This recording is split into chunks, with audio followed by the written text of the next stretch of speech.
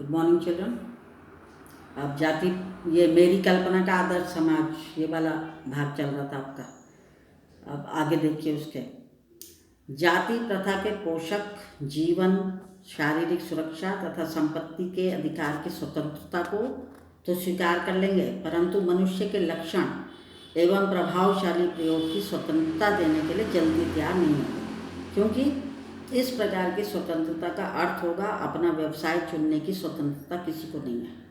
तो उसका अर्थ उसे दास्ता में जकड़ कर रखना होगा। दास्ता माने गुलामी, क्योंकि दास्ता केवल कानूनी पराधीनता को ही नहीं कहा जा सकता। दास्ता में वह स्थिति भी सम्मिलित है जिससे कुछ व्यक्तियों को दूसरे लोगों के द्वारा निर्धारित व्यवहार एवं कर्तव्यों का पालन करने के लिए विवश होना पड़ता है। तो ये स्थिति कानूनी पराधीनता न होने पर भी पाई जा सकती है।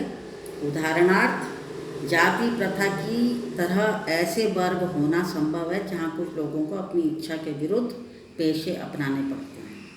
अब आइए समता पर विचार करें। समता माने बराबरी पर। क्या समता पर किसी की आपत्ति हो सकती है?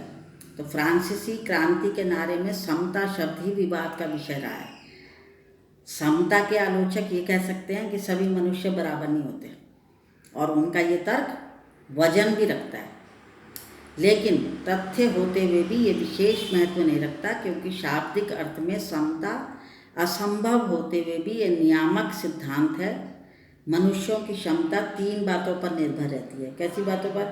शारीरिक वंश परंपरा, सामाजिक उत्तराधिकार अर्थात सामाजिक परंपरा के रूप में माता पिता की कल्याण कामना, शिक्षा तथा वैज्ञानिक ज्ञानार्जन आदि सभी उपलब्धियाँ जिनके कारण सभ्य समाज जंगली लोगों की अपेक्षा विशिष्टता प्राप्त करता है। और अंत में मनुष्य के अपने प्रयत्न, तीसरा ही है। इन तीनों दृष्टियों से निस्संदेह मनुष्य समान नहीं होते, तो क्या इन विशेषताओं के कारण समाज को भी उनके साथ असमान व्यवहार करना चाहिए?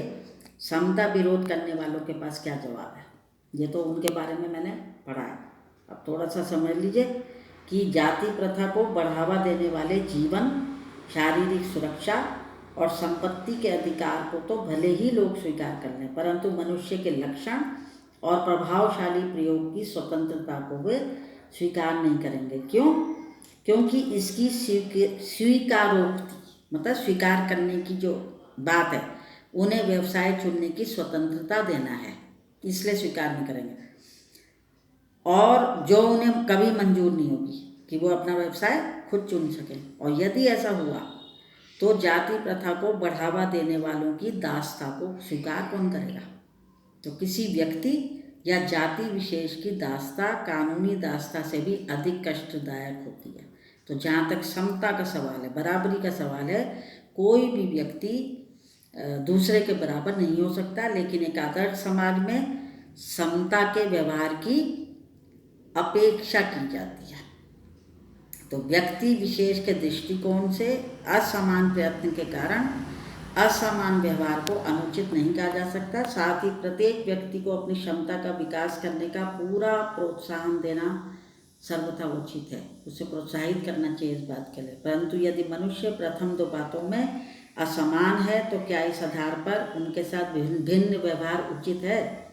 उत्तम व्यवहार के हक की प्रतियोगिता में वे लोग निश्चय ही बाजी मार ले जाएंगे जिन्हें उत्तम कुल, ऊंचा खानदान हो, जिनका शिक्षा अच्छी मिली हुई हो, पारिवारिक ख्याति हो, जिनकी खूब प्रसिद्धि हो उनके परिवार की, और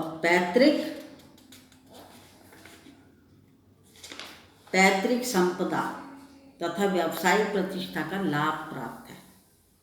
तो इस प्रकार पूर्ण सुविधा संपन्नों को ही उत्तम व्यवहार का हकदार माना जाना वास्तव में निष्पक्ष निर्णय नहीं कहा जा सकता, क्योंकि यह सुविधा संपन्नों के पक्ष में निर्णय देना होगा। अतः न्याय का तकाजा यह है कि जहाँ हम तीसरे प्रयासों की असमानता हो, जो मनुष्यों के अपने वश की बात है और वे अपना पेशा चुन सकें, आधार पर मनुष्यों के साथ असमान व्यवहार को उचित ठहराते हैं। तो वहाँ प्रथम 2 आधार, कौन से 2 आधार? जो मनुष्य को के अपने वश की बातें नहीं हैं, पर उनके साथ असमान व्यवहार नितांत अनुचित है, तो हमें ऐसे व्यक्तियों के साथ साथ यथासंभव समान व्यवहार करना चाहिए।